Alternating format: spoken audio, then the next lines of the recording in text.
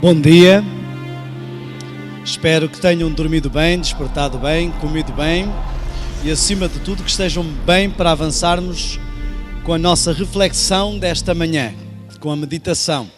Antes de darmos qualquer passo, gostaria de convidar a todos a nos ajoelharmos perante o Senhor para uma oração.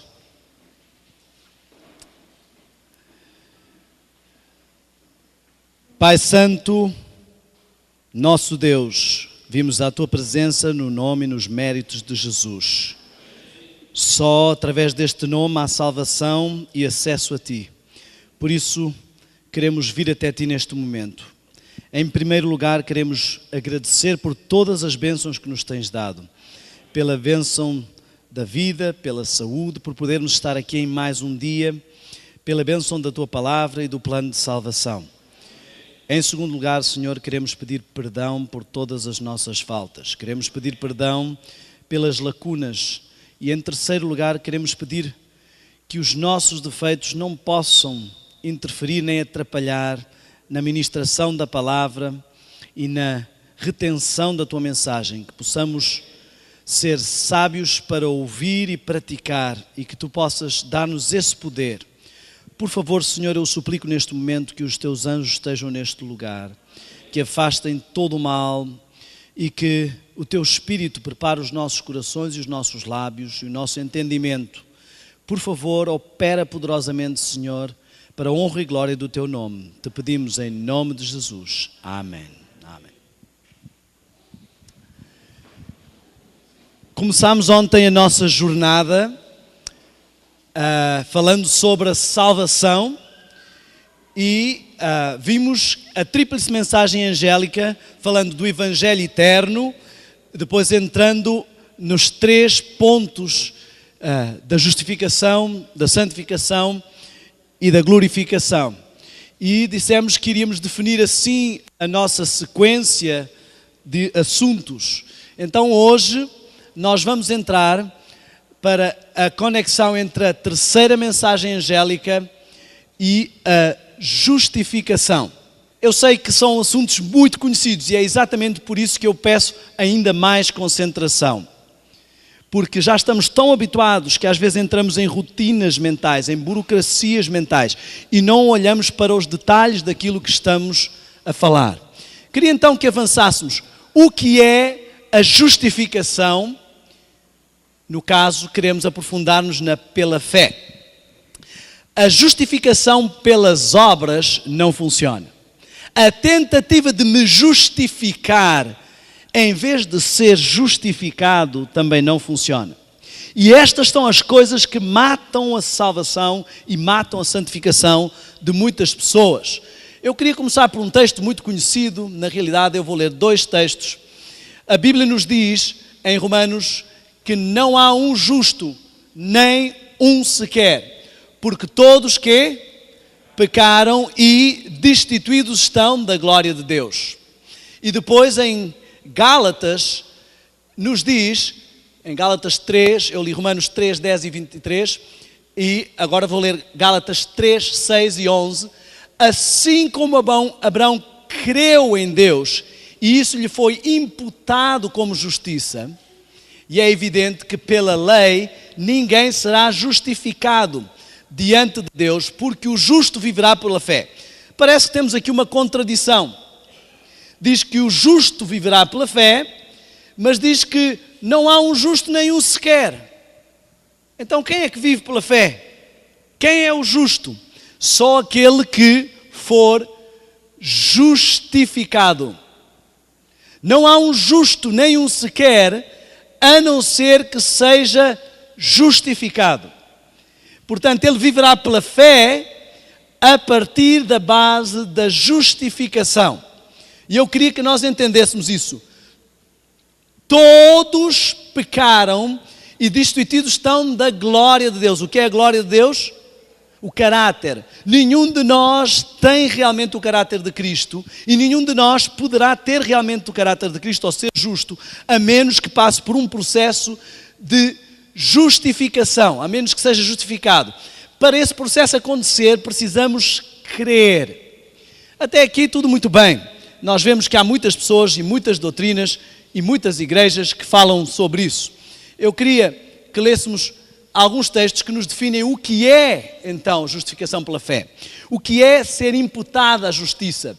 Diz o Espírito por si, em Mensagens Jovens, página 35, é imputada, considerada, aplicada, atribuída a justiça pela qual somos justificados, em contraste com aquela pela qual somos santificados, que é comunicada, passada, transferida, conferida.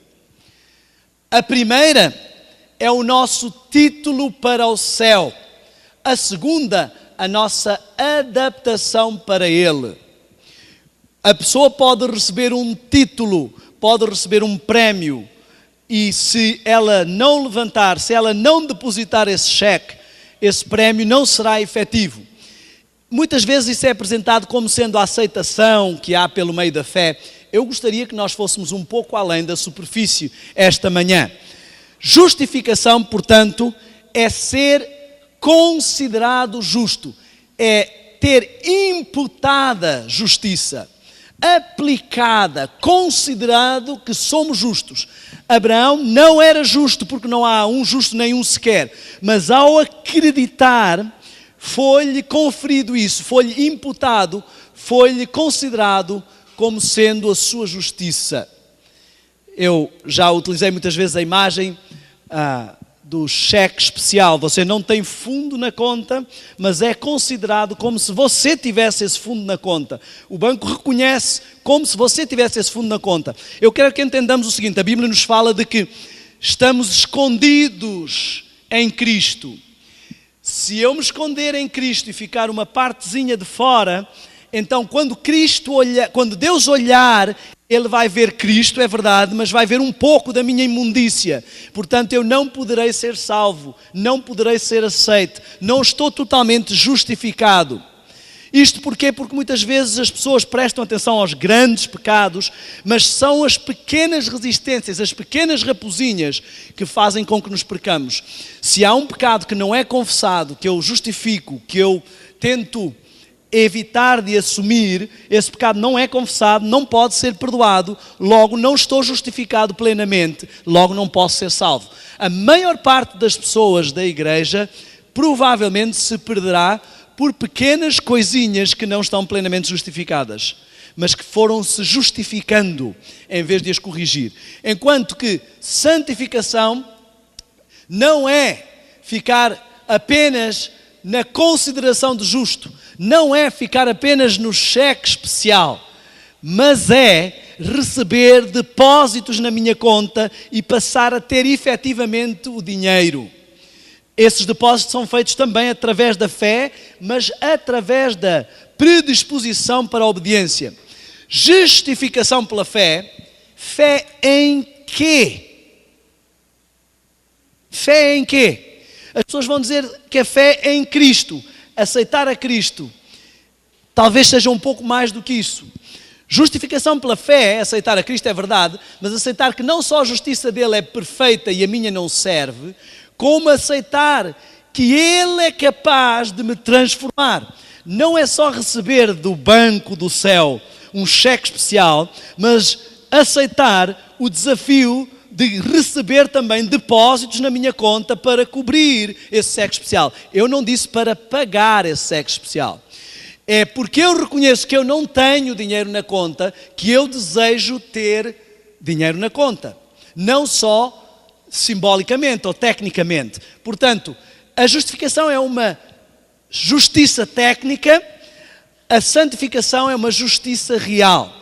Cristo comunica, transfere, Ele comunica, Ele transfere para o meu caráter, o caráter dele, pela comunicação que há entre nós. Eu queria que víssemos um outro texto.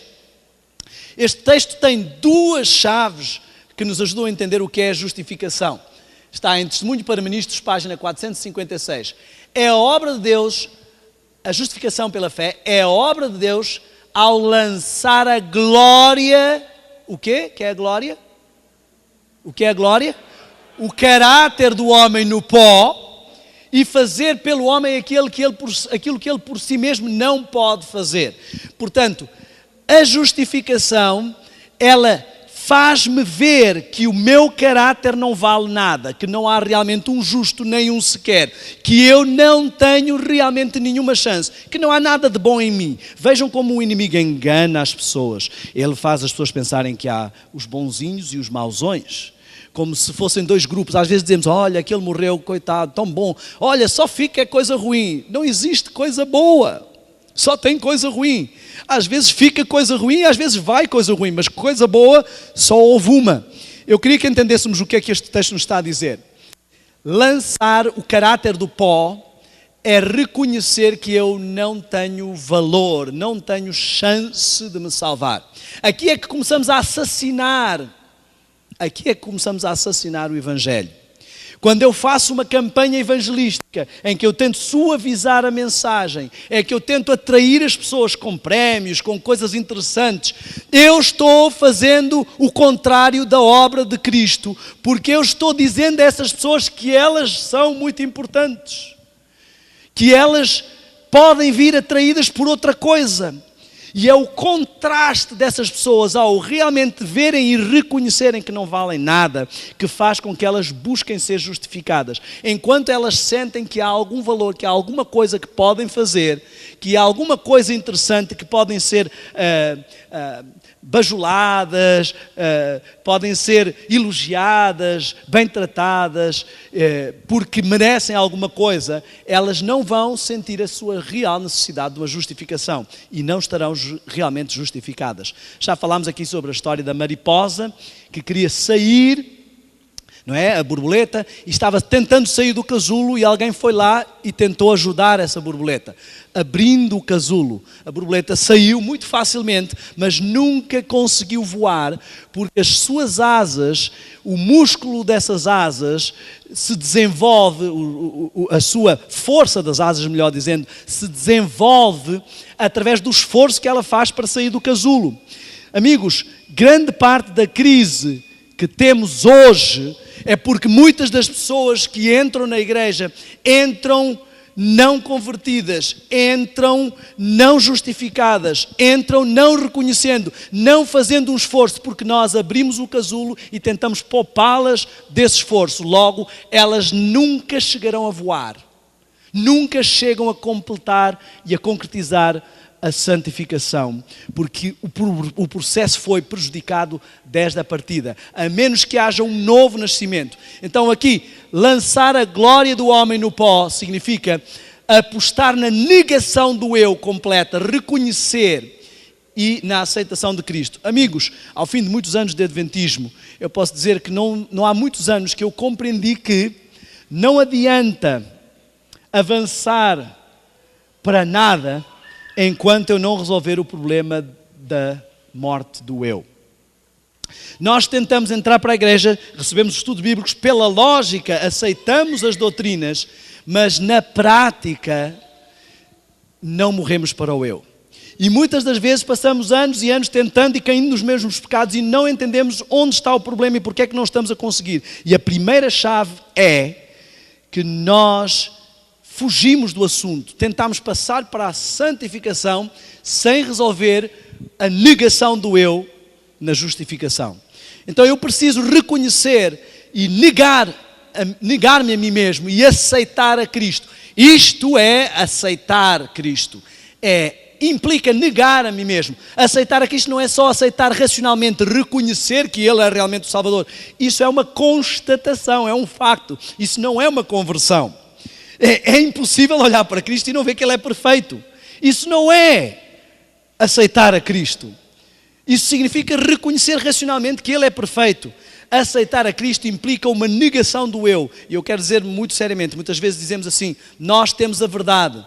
Se Cristo é a verdade, ao dizermos nós temos a verdade, precisamos entender se nós temos Cristo, se negamos realmente a Cristo. Porque onde não há negação do eu, não pode haver plena aceitação de Cristo. Quanto mais eu me negar a mim mesmo, mais Cristo será parte de mim. E eu poderei chegar ao ponto de dizer, vivo não mais eu, mas Cristo. A santificação, por outro lado, não é a negação do eu, mas a contínua mortificação do eu e vivificação de Cristo.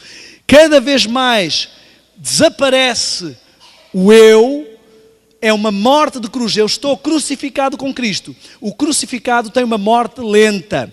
Então a justificação é uma negação do eu, mas o processo de santificação é uma morte lenta. Eu vou me esvaindo em sangue, eu vou me esvaindo do eu, e Cristo vai sendo cada vez mais vivificado na minha vida.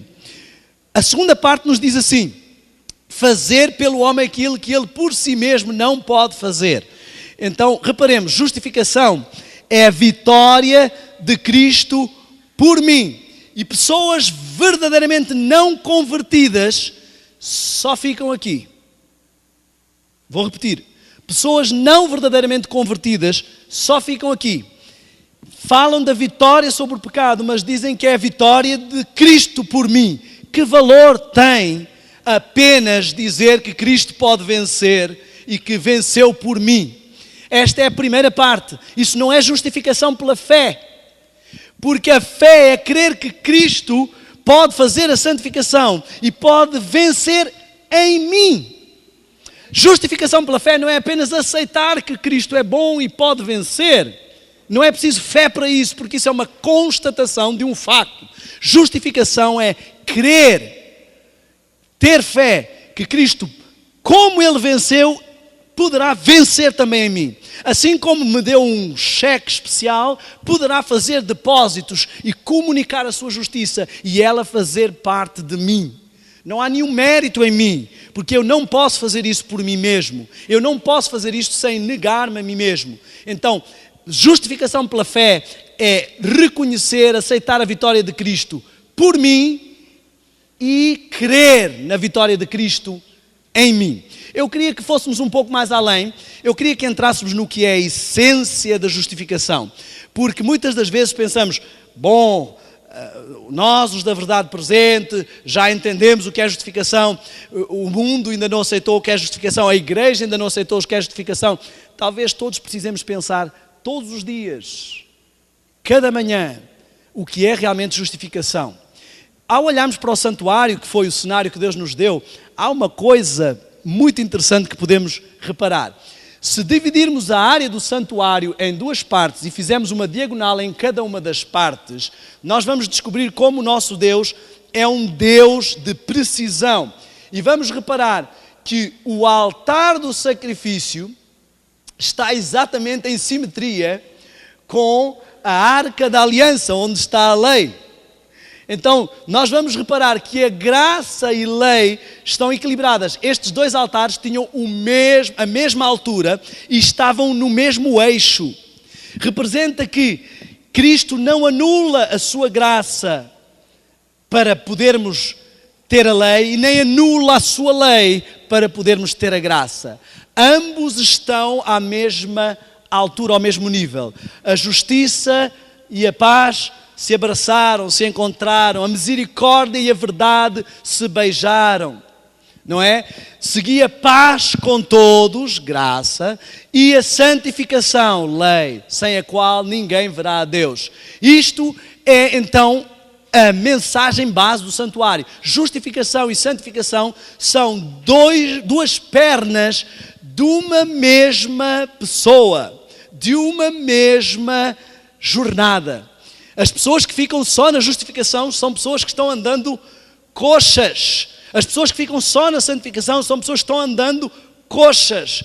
Uma coisa implica a outra. Da justificação verdadeira, que parte de uma negação do eu, do reconhecimento do meu caráter no pó, nasce automaticamente o desejo de ser santo. Não é conversa de alguém justificado dizer assim, bom, mas não precisamos fazer esforços.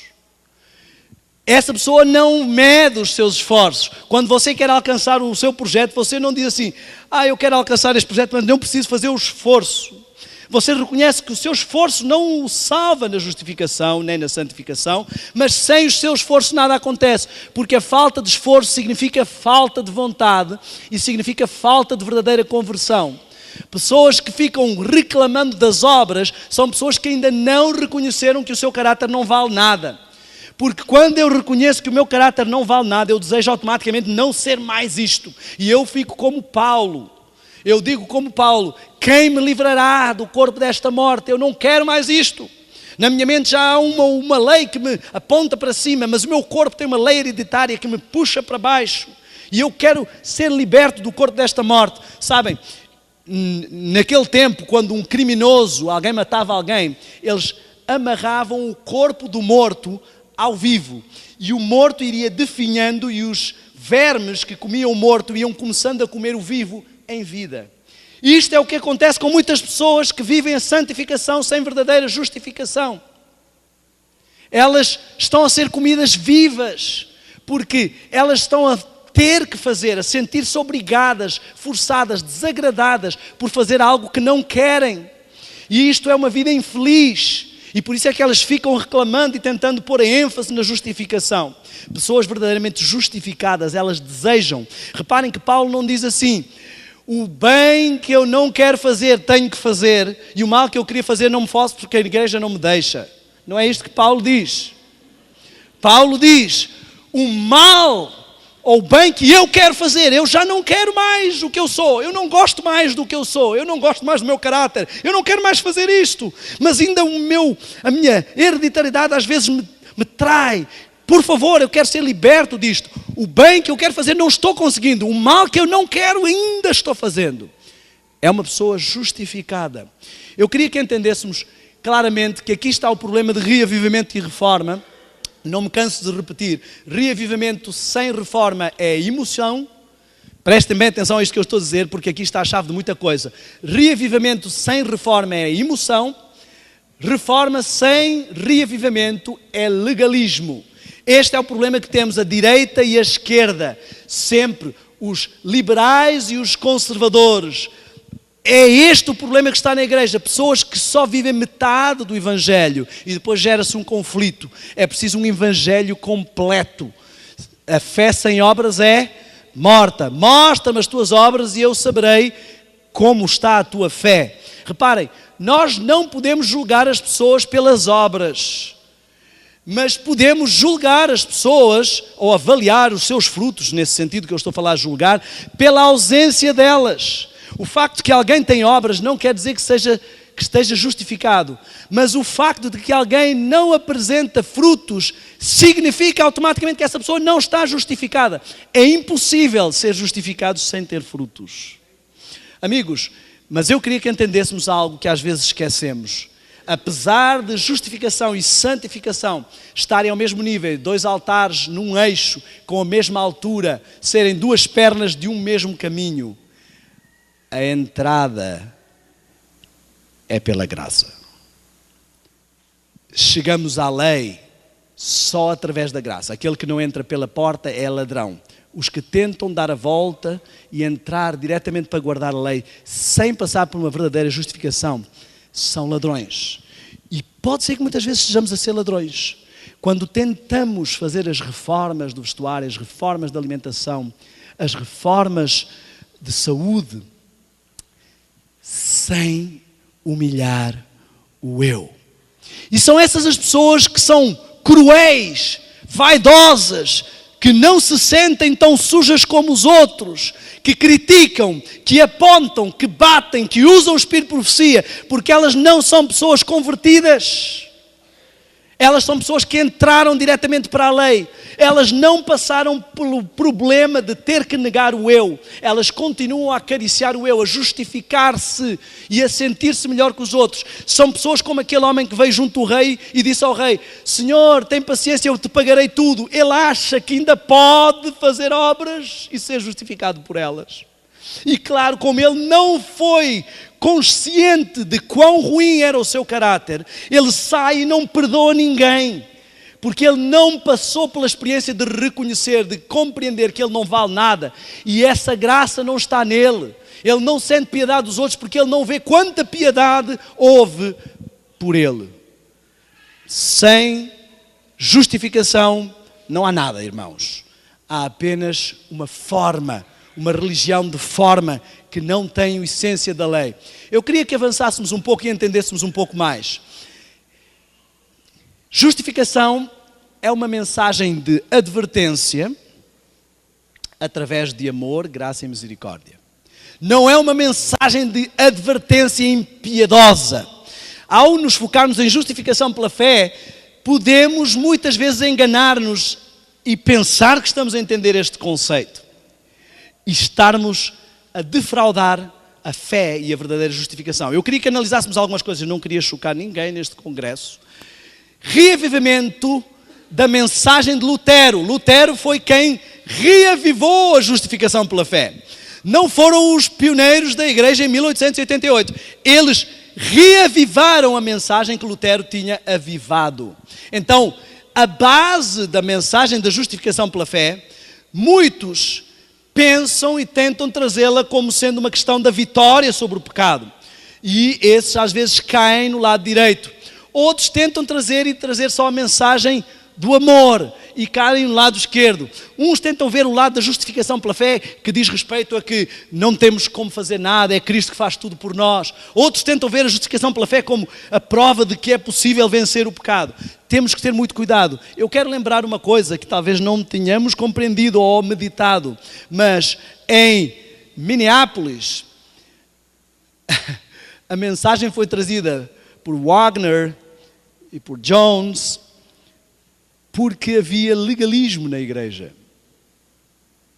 Foi uma mensagem para recuperar o adventismo do legalismo que havia.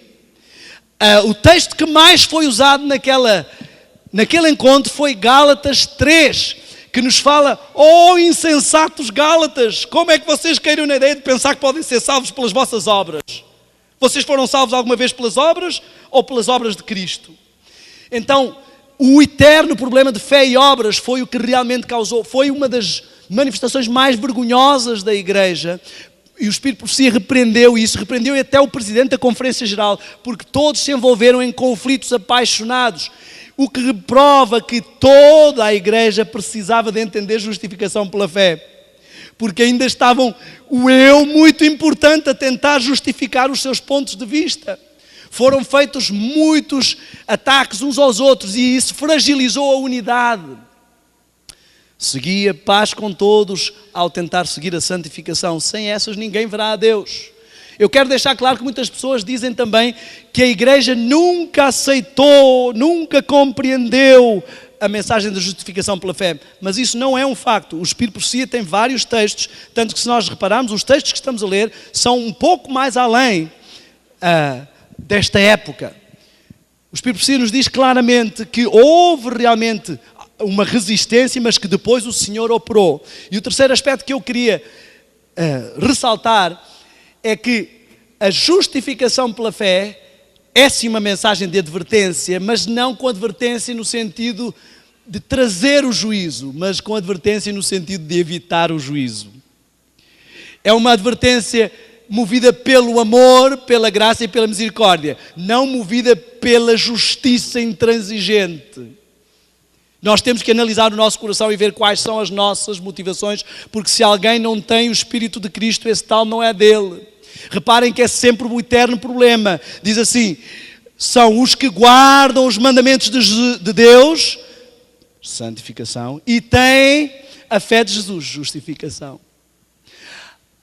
Diz que é a lei, santificação, e ao testemunho, justificação. Estão a ver, irmãos? Este é o espírito da verdadeira justificação pela fé. A restauração da justiça com amor. Não é para aqueles que batem nas abominações que se cometem em Israel, mas para aqueles que choram e gemem pelas abominações que se cometem em Israel. Aqueles que reconhecem e se lembram do seu processo de justificação, de quão cruéis eram, de quão sem valor eram, e olham para os outros e choram e gemem, sofrem. Irmãos, nós precisamos rever realmente com que espírito estamos a levar a justificação pela fé. Seguir a Cristo, acompanhar Cristo na sua pregação, aceitar a sua pregação não significa ter o Espírito de Cristo. Podemos aceitá-la racionalmente e não estar convertidos espiritualmente. Vemos que os filhos do trovão acompanharam Jesus e eles aceitaram a mensagem. Quando viram os outros que não tinham aceito, disseram: Senhor, queres que façamos descer fogo do céu? Eles não querem aceitar a justificação pela fé, então nós vamos consumi-lo já aqui como fez Elias. Eles esqueceram do espírito de Elias, do espírito de João Batista. É necessário que eu diminua e que ele cresça. Elias disposto a correr à frente do Acabe, o corrompido, disposto a resgatar o povo. Não era movido apenas por uma fé com base em raciocínios de doutrina certa. Era movido por um genuíno amor pelo povo. Amigos, como se processa a justificação? Eu disse que o nosso objetivo nestas jornadas de meditações é repensar de forma prática. Eu quero partilhar, especialmente amanhã eu farei, mas já começamos hoje, partilhar algumas dicas que possam ajudar no seu processo. Às vezes tentamos avançar e parece que a vida não avança. E eu quero que repensemos, requestionemos alguns aspectos que podem ser os entraves que não deixam avançar a nossa vida espiritual. Não estou aqui a trazer regras, não estou aqui a trazer fórmulas, estou, com base na Bíblia, partilhando a minha experiência pessoal com Cristo para que ela possa servir para a edificação de outros. Como se processa a justificação? Ao analisarmos como se processa a justificação, nós vemos algumas frases bíblicas que podem ser mal compreendidas. Quem crer e for batizado será salvo. Já vimos que crer não é só dizer eu acredito. Quem não crer será condenado. O que é crer? Crer é ter fé, certo? Concordam comigo? A pessoa que acredita, ela tem fé. Olha o que é que diz Hebreus. Ora, a fé é o firme fundamento de que Jesus salvou e morreu por mim e é muito bom. É isso que diz lá? Das coisas que se esperam. A fé não é exercida para o momento da justificação. Eu preciso ter fé no que vem depois da justificação. Eu não preciso ter fé para reconhecer que eu não valho nada, porque isso é uma constatação e um facto. Eu preciso ter humildade para reconhecer que eu não valho nada. Eu preciso ter fé para acreditar nas coisas que se não veem. Para acreditar que como Cristo ressuscitou, Ele pode reavivar-me do meu ego morto e fazer de mim um reflexo da imagem de Cristo. Não é só crer na eternidade, porque senão a nossa fé pode se tornar vã, por outro oposto. É crer no trabalho de Deus, é crer e confiar que aquele que começou a boa obra em mim é capaz de a concluir. Pessoas que não acreditam na possibilidade de Cristo vencer o pecado nelas, não estão verdadeiramente justificadas, porque elas não têm fé. Elas não se vão perder pela falta de obras, elas vão se perder pela falta de fé. É assim, ninguém é salvo pelas obras, mas todos se perdem pela falta delas, porque a falta delas reflete que não há fé, e sem fé é impossível agradar a Deus, sem fé é impossível ser salvo, porque somos salvos pela fé. Gostei muito de um exemplo que foi dado aqui, do caso de Abraão, e Deus sempre mandou fazer coisas impossíveis. Sempre houve pessoas com falta de fé naquilo que Deus dizia. Deus mandou andar sobre as águas, mandou ressuscitar os mortos, mandou expulsar os demónios e mandou ir e não pecar mais. Sem fé é impossível agradar a Deus. Se apenas queremos nas coisas que somos capazes de fazer, que é possível nós fazermos, então a nossa fé não vale nada, não é na realidade uma fé. Cristo deu uma definição clara de fé. Ele disse, uma definição não, um exemplo. Se tiverdes fé como um grão de mostarda, podereis dizer a monte, sai daqui e vai para ali. Isto é possível? Isto é possível? Fé é crer nas coisas que não se veem, que não parecem possíveis. É crer que para o homem é impossível, mas para Deus tudo é possível. Mas eu queria que nós avançássemos um pouco mais a entender o que é crer, o que é confessar. Existem muitas igrejas que têm aquela oração, você faz aquela oração e está salvo e aceite. Olhem só, se com a tua boca confessares ao Senhor Jesus e em teu coração creres que Deus fez o impossível, o ressuscitou dentre os mortos, serás salvo. E depois completa, isto era Romanos 10, 9, completa em Atos 16, 31. Crê no Senhor Jesus Cristo, capaz de fazer o impossível, de completar a obra iniciada, de reavivar os ossos secos, e serás salvo tu e a tua casa. Eu queria focar-nos nessa capacidade. Diz que o Filho vivifica a quem quer.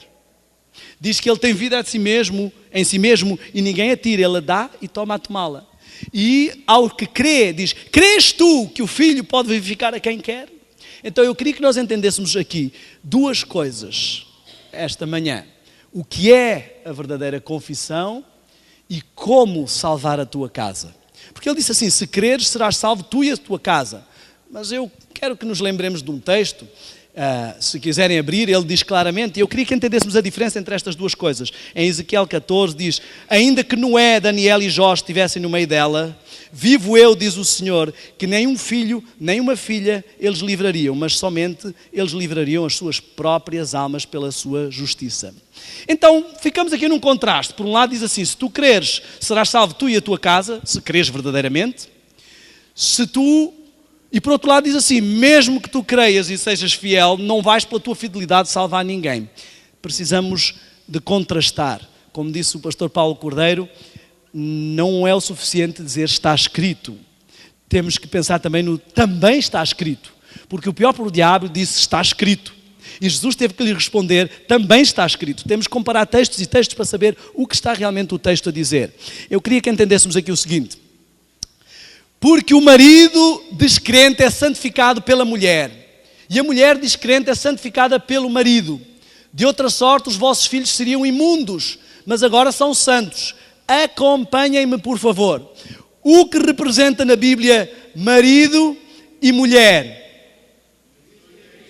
Oh, Cristo e a igreja. Então assim, se Cristo é fiel, a igreja, mesmo que esteja com dificuldades e seja imperfeita, é santificada pelo marido. O texto diz assim, amai as vossas esposas e entregai-vos por elas, para as apresentar, quê? Irrepreensíveis, sem mancha, santas, puras.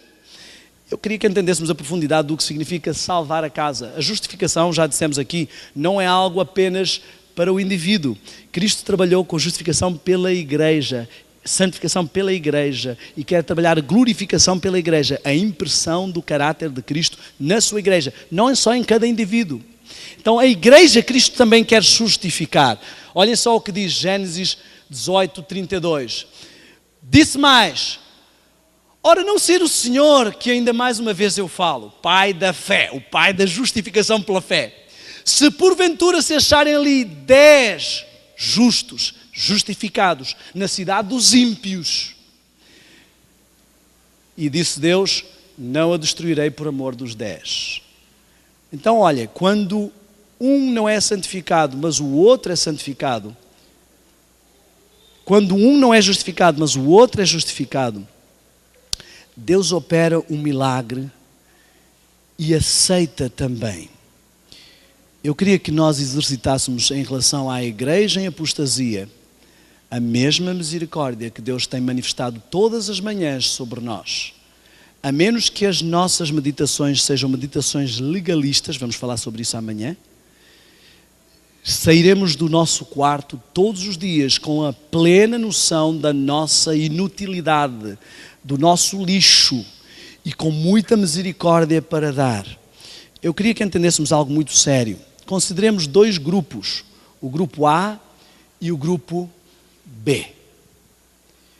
Isto é uma coisa, eu coloquei isto aqui para entendermos a justificação da igreja e a santificação da igreja, que é um processo em que a igreja também tem que aceitar. Nós vemos vários problemas. A igreja pode ser castigada por ter pecado no meio dela, como o caso de Acã, pecado acariciado. Mas a igreja também pode ser protegida, justificada e santificada por ter justos no meio dela. Deus não destruiu Israel porque havia 7.000 que não tinham dobrado o joelho a Baal. Às vezes só nos focamos num lado, no problema de Acã. É verdade, Acã fez perder ele e a sua casa. Mas diz que se tu creres, podes salvar tu e a tua casa. Podes santificar os teus filhos. Os filhos são aqueles que nascem, os que nascem para a nova vida, os que nascem de novo. Neste grupo A eu vou chamá-lo de Iasde e o grupo B eu vou chamar de não Iasde. E às vezes nós esquecemos de algumas coisas muito sérias. Eu queria não deixar de esclarecer aqui 2 pontos, e este ainda não é parte principal da mensagem. Na Iasde, nós temos o rótulo de Deus, o nome de Deus. Ele deu o seu nome e Ele não vai permitir que o seu nome seja aviltado. eu quero dizer uma mensagem, partilhar com os irmãos reformistas. Ainda que haja mais fiéis lá do que cá, e eu até não duvido,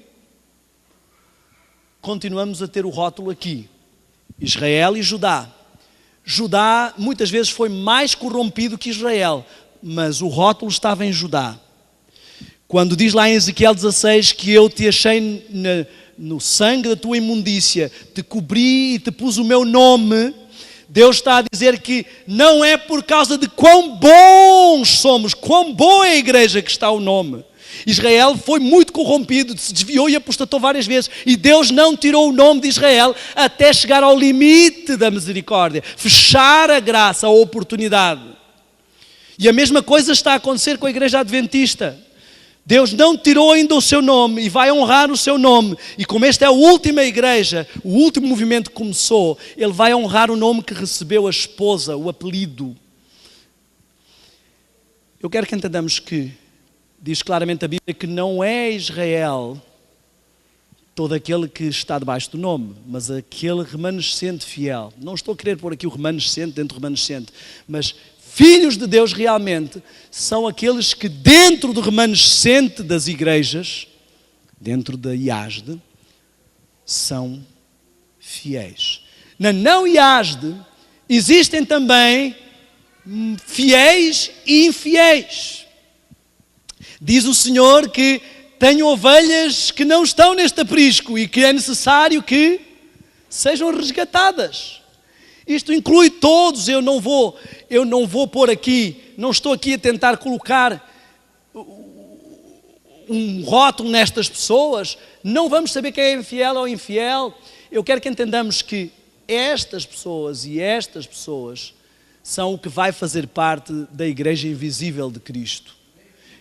Esta é a igreja visível, é a que tem o rótulo e o nome, mas nem todos os que estão na igreja são trigo. Teremos até ao fim joio. Então não se encoste ninguém pensando, estou na igreja, estou justificado. Só quando eu sou circuncidado no coração. Lá fora existem muitas pessoas que são embriões de filhos de Deus. Ainda não nasceram, ainda não compreenderam tudo, mas andam em fidelidade. São circuncidados do coração segundo aquilo que conhecem. E aqui há muitas teorias. Muitas pessoas imaginam que este grupo vai sair e este grupo vai sair e reunir-se. Mas não é essa a mensagem que está na sacudidura, não é essa a mensagem que está no trigo e no joio. A mensagem clara é que por um motivo ou por outro, se apartarão de nós. No final haverá apenas dois grupos. Os fiéis filhos de Deus e os infiéis que não aceitaram ser circuncidados no coração. A igreja está a ser justificada por causa dos fiéis que estão ali, por causa do nome de Deus que está ali. O nome, a capa, representa a justiça de Cristo que cobre. Não é que a igreja seja toda fiel, mas é que por amor aos fiéis que estão ali, o decreto dominical virá, porque Deus abençoa o mundo por amor aos fiéis que estão no mundo. Por isso é que este mundo ainda não foi destruído pela misericórdia de Deus. Quando os filhos de Deus não têm mais acesso aos benefícios de Deus, Deus retira a sua misericórdia e fecha a graça. Irmãos, nós temos que entender a nossa verdadeira condição. Por muito que acreditemos na vitória sobre o pecado, por muito que sejamos fiéis e não dobremos os nossos joelhos a Baal, nós somos tão lixo quanto os apóstatas que estão lá, com toda a música errada, com toda a comida errada. Todos estamos destituídos do caráter de Cristo e este é o foco da mensagem de justificação pela fé. O caráter de Cristo plenamente refletido nos seus filhos. Eu queria que entendêssemos então como se processa a justificação. O pecador, e agora aqui vêm dicas importantes, eu chamo a vossa atenção. O pecador, eu vou orar ao entrar nesta parte. Senhor, eu quero neste momento pedir-te que me dês sabedoria para cada palavra que eu vou dizer, porque esta mensagem tu a deste claramente no santuário, com precisão, e disseste a Moisés, faz exatamente como eu te mostrei. Ajuda-me, Senhor, a dizer exatamente como é, como tu queres que seja. Por favor, que eu não seja levado pelas minhas próprias ideias e compreensões, mas pela tua inspiração. Em nome de Jesus. Amém. Reparem, o pecador entrava pela porta, que é Cristo, trazia a sua ovelha, que também é Cristo. A primeira coisa que temos que notar é assim: o sacerdote não ia olhar para o pecador para ver como é que ele está. Se ele já vive a mensagem de saúde, se já está a praticar a reforma, se já está a viver a modéstia cristã. O pecador olha para o Cordeiro, se é sem defeito e sem mancha.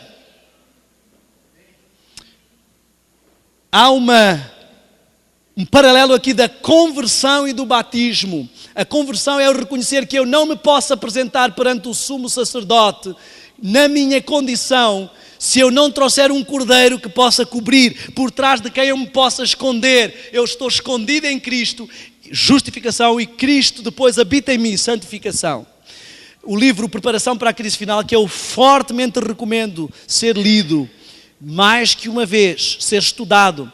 E também recomendo estudarem o livro Maranata, entre muitos outros livros. Fala claramente sobre isso, fez um pequeno gráfico onde mostra a justiça imputada e a justiça comunicada, a conversão inicial e a conversão diária, a justificação diária que me ajuda a crescer. Isto nos ajuda a entender que diariamente, além da minha conversão e do meu batismo, tem que haver uma confissão e reconversão diária e uma renovação. Algumas pessoas, quando pensam que cometeram algo grave, pensam em rebatizar-se, mas existe a cerimónia de lava-pés. Pedro disse assim: Senhor, eu quero batizar-me outra vez, lava-me todo outra vez. E Jesus disse: não precisa ser lavado todo outra vez, precisa apenas renovar os teus votos comigo. Então, nós temos que entender, há casos sim que a pessoa deve ir a um rebatismo, se ela quebrou o seu trato. Eu posso estar no meu casamento, ofender a minha esposa, não preciso casar outra vez. Podemos renovar os nossos votos matrimoniais, mas determinadas coisas, determinados atos ou posturas podem requisitar uma nova aliança, não é? Eu queria que entendêssemos este fenómeno bem. Uma das coisas que o pecador tinha que fazer não era só matar o cordeiro. Aquele cordeiro não podia ir para o altar inteiro. Ele tinha que ser cortado em pedaços. E é aqui, irmãos, que muitos de nós começamos a falhar na nossa justificação. Nos ajoelhamos e pedimos: Senhor, perdoa todos os nossos pecados, sem passar tempo específico com cada pecado.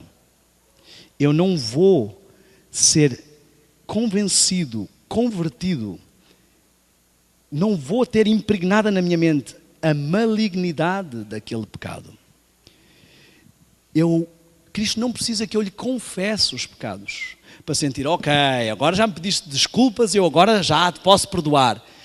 Eu preciso de confessar os pecados, porque Cristo já os sabe.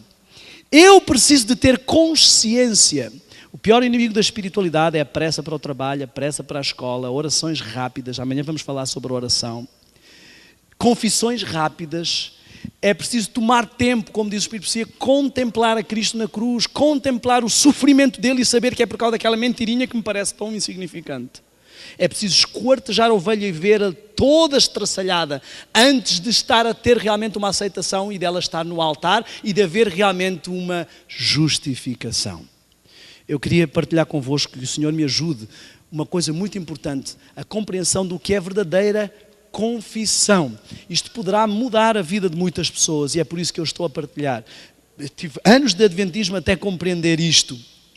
O ser humano tem uma dimensão física, mental e espiritual. Nós vimos que o santuário nos apresenta 3 compartimentos: dimensão física, mental e espiritual, que se projeta numa dimensão social. Isto é o que a Bíblia chama de homem carnal, homem natural e homem espiritual. O homem natural, aquele que nasce, pode não ter inclinações carnais, mas enquanto ele não nascer de novo, ele não compreende as coisas espirituais. Ele pode ser uma pessoa intelectualmente bem afirmada na sociedade, mas não tem sequer religião, não tem comunhão com Cristo. Ele pode começar a decair e tornar-se um homem carnal, levado pelas paixões físicas, mas ele pode e deve crescer e tornar-se um homem espiritual. Esta parte muitos de nós entendemos. O que não entendemos é onde trabalha Satanás para o desvio à esquerda ou à direita. Onde ele trabalha com as coisas. Eu queria que vissem só. A dimensão física e a mental juntas fazem a dimensão emocional. Eu estou abatido, perco peso. Eu estou triste, caem lágrimas físicas. Estão a ver? Estas coisas são uma interação entre a dimensão física e a dimensão mental. Também entre a dimensão mental e a dimensão espiritual existe a dimensão moral. Irmãos, por favor, prestem muita atenção. Eu queria que toda a igreja pudesse ouvir isto. Reavivamento emocional de esquerda liberal é emoção apenas. São pessoas levadas por um raciocínio mental ligado à parte física. Por isso têm necessidade de sentir a música, de sentir Deus, de um culto metasensorial. Elas estão apenas tomadas pela emoção. Só passam reavivamento. Reavivamento sem reforma é emoção. Reforma sem reavivamento é legalismo. E, por outro lado, os de direita estão no campo moral.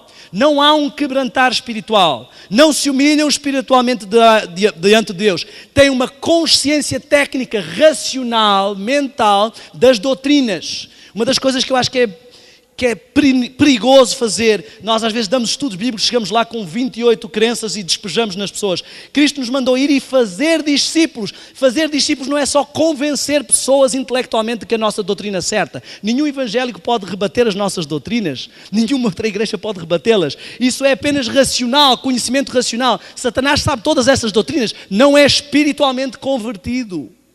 Essas pessoas precisam nascer de novo, não só de uma forma emocional. Reparem, os ateus têm consciência moral, sabem que é errado mentir, errado roubar, mas não têm um nascimento espiritual, uma contrição espiritual, uma consciência espiritual. Quero dizer-vos, amigos e irmãos, a vida de muitos adventistas não avança por causa disto. Alguns têm apenas um culto emocional e outros têm apenas uma consciência moral. E poderei ser eu. Muitas vezes eu me ajoelho e peço ao Senhor perdão pela mentira, porque eu tenho uma consciência moral, racional, de que mentir é errado. Mas eu preciso de ser quebrantado espiritualmente, convertido espiritualmente, para eu conseguir abandonar a mentira. Nós vamos moralmente ou emocionalmente, confessar pecados que racionalmente sabemos ser errados. Confessar atos. Mas não temos um nascimento espiritual da nossa condição. Confessamos o nosso ato de pecado, mas não a nossa condição pecaminosa. Não estou a falar de tendência para o pecado, estou a falar do estado de pecado. Mesmo que eu deixe de pecar, até Jesus vir e consumar e renovar todas as coisas, continuarei sendo um pecador. Por isso, alguém que não cai nas paixões carnais não pode sentir-se melhor que outro que ainda cai e está em apostasia, porque somos todos pecadores. Todos os dias precisamos, a misericórdia do Senhor, a justificação se renova diariamente, a cada dia, para crescer. Então, o que é que a igreja está a enfrentar hoje em dia? Reavivamento emocional, culto que toca as emoções. Eu vou para o acampamento, eu vou para a atividade de jovens, eu vou para a atividade de seja o que for, e a pregação é emocional, há um apelo, uma música linda, eu venho, eu estou emocionalmente tocado, parece que Cristo está mesmo ali tocando o meu ombro, e depois é algodão doce, desaparece. Vou para casa e preciso daquela outra dose. Isto é a esquerda liberal. Por outro lado, eu aprendo as doutrinas, estudo bastante, conheço tudo, tenho uma consciência intelectual, mas Cristo não me toca, não penetra na minha vida. Se for preciso humilhar-me perante uma situação, eu não me humilho. Há pecados que estão escondidos e que eu não os reconheço. Eu só fico a insistir, uma das características de fanatismo de direita, eu só falo das mesmas doutrinas. Eu falo de vitória sobre o pecado, tenho consciência intelectual da vitória sobre o pecado, mas não venço o pecado, porque não deixo Cristo tomar conta e dominar a minha vida, porque o meu eu não está esmagado espiritualmente. Aqui cria claro um conflito, porque uns estão a ir a um extremo e outros estão a ir ao outro. Eu queria concluir com alguns conceitos que precisamos entender.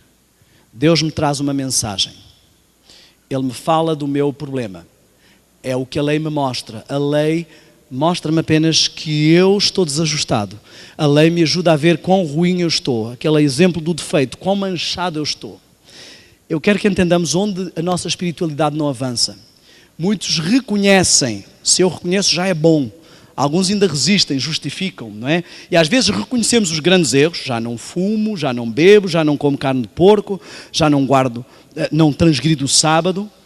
Mas não reconhecemos os pequenos erros. ainda continuo a olhar de cima para baixo, ainda continuo a guardar pequenas coisas que eu condescendo e que eu disse, não, isto não é grave, são as raposinhas. Reconhecer é o primeiro passo, mas reconhecer não é tudo. O diabo foi a Cristo e reconheceu que ele tinha errado, mas não estava convertido nem arrependido. É uma constatação, reconhecer é uma constatação. Eu constato que fiz algo errado. Pode ser só racional, não pode ser só emocional, porque também não terá efeito. Ao reconhecer, eu confesso o meu pecado. Confessar é mais do que constatar ou reconhecer tecnicamente. É humilhar-me e reconhecer a minha malignidade. Aqui eu preciso de orar e de estar em contrição, preciso de tempo, preciso esquartejar a ovelha. Irmãos, a maior parte das pessoas que eu conheço na igreja fica por aqui. E não compreende porque é que não avança. E isto é um ciclo vicioso. Caí no pecado, recebi a mensagem, reconheci, confessei, caí no pecado outra vez, recebi a mensagem, reconheci, confessei, caí no pecado outra vez, e eu sinto assim, mas eu não consigo deixar, chega um ponto que já começo a pensar, será que eu já pequei contra o Espírito Santo? Porque eu estou sempre a fazer isto. Não houve conversão, não houve verdadeira entrega, não houve discernimento espiritual, porque o arrependimento é um dom de Deus. Eu preciso receber esse dom e só vou receber esse dom com muita contrição, com muita entrega, com muita busca, com o tempo com o Senhor, com o convívio para Ele comunicar a sua justiça. E é este arrependimento que me dá poder para a mudança. É ao tomar verdadeira consciência da malignidade do meu pecado, não apenas reconhecimento moral e entrega moral. A confissão pode ser uma confissão de boca, ela precisa de ter uma contrição, um quebrantar. Isto é convencido do meu pecado, isto é convertido do meu pecado. Isto é que leva a uma mudança de vida.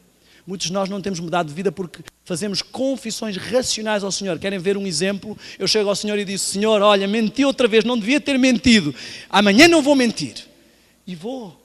Como é que eu posso prometer uma coisa que depende dele mais que de mim?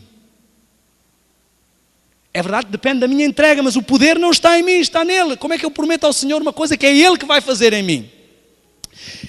Nós amanhã vamos falar sobre a oração, vai ser logo a primeira coisa. Eu quero que pensemos bem seriamente, porque a chave está na nossa forma de orar.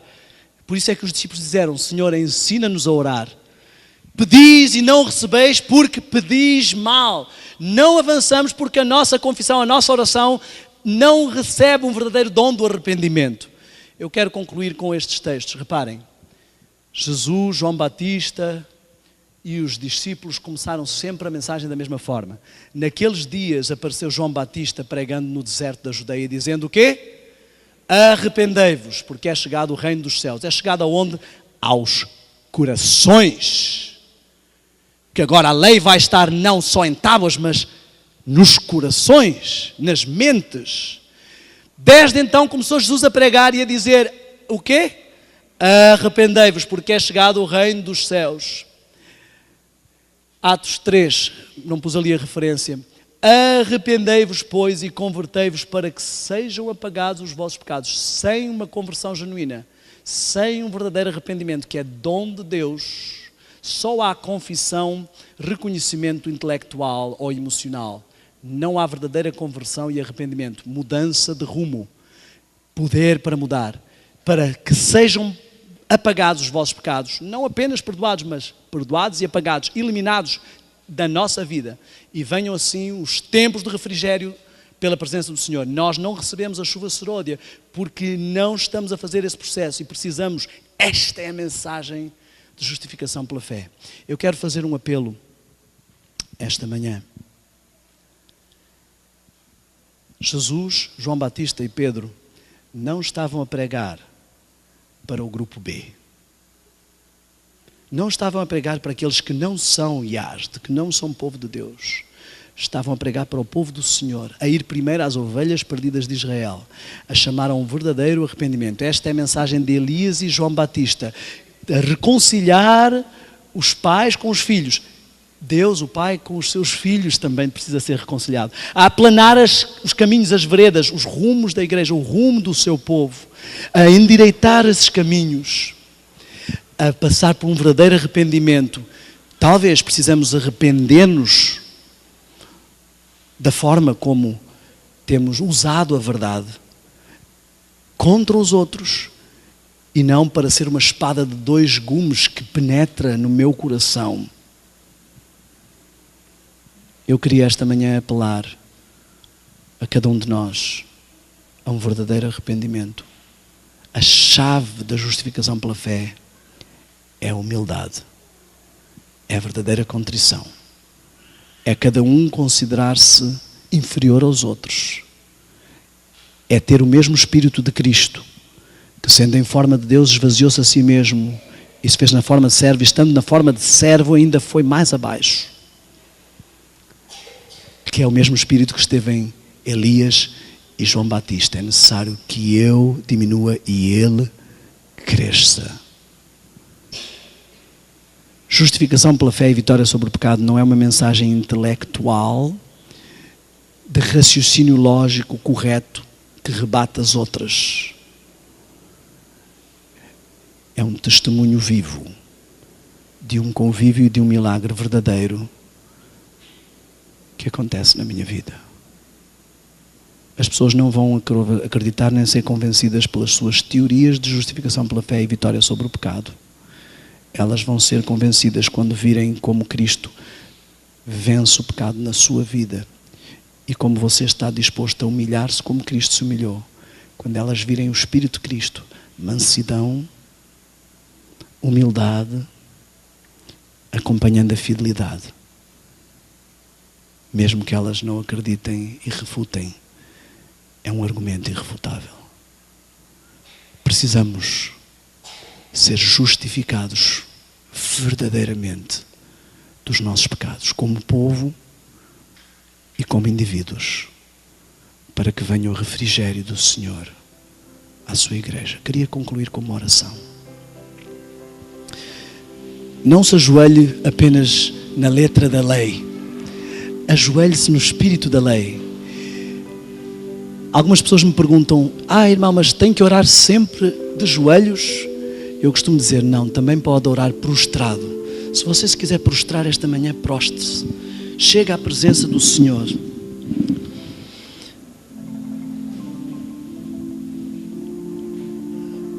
Pai Santo que estás nos céus, neste momento venha à tua presença, em nome e nos méritos de Jesus, porque todos pecamos e destituídos estamos da tua glória, do teu caráter. Senhor, ajuda-nos a ser ouvintes e praticantes da palavra. Ajuda-nos a reconhecer que não há nada de bom em nós, a não ser se Cristo está em nós. Senhor, neste momento eu quero pedir que operes poderosamente sobre a tua igreja. Sei que a tens mantido e justificado e santificado por causa do teu povo, por causa dos que não dobram os joelhos a Baal.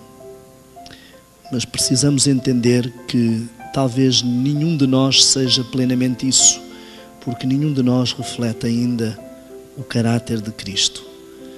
Precisamos de ser mais justificados, mais santificados. Dá-nos a chave, dá-nos a humildade e a mansidão de Cristo. Ajuda-nos a entender que precisamos deixar-nos quebrantar e que às vezes o pior inimigo disso são as razões corretas que temos da doutrina. Não precisamos apenas falar da doutrina, precisamos que a doutrina nos transforme, que nos leve a Cristo, que nos faça entender a nossa pequenez e o quanto não valemos, senão pelo valor que nos dás. Quero pedir que tu operes este milagre na tua igreja, de um verdadeiro arrependimento que conduza a receber o refrigério. Que como Elias orou 6 vezes pedindo a chuva e à 7ª vez a chuva veio, e como diz o teu texto, o Espírito de profecia, que cada vez que ele ia orar, ele ia analisar o seu coração e ver se havia alguma coisa incorreta, confessar, contrir-se. Que também possamos fazer o mesmo se queremos neste período da sétima igreja, receber a tua chuva e o teu refrigério. Eu te peço estas bênçãos em nome de Jesus. Amém.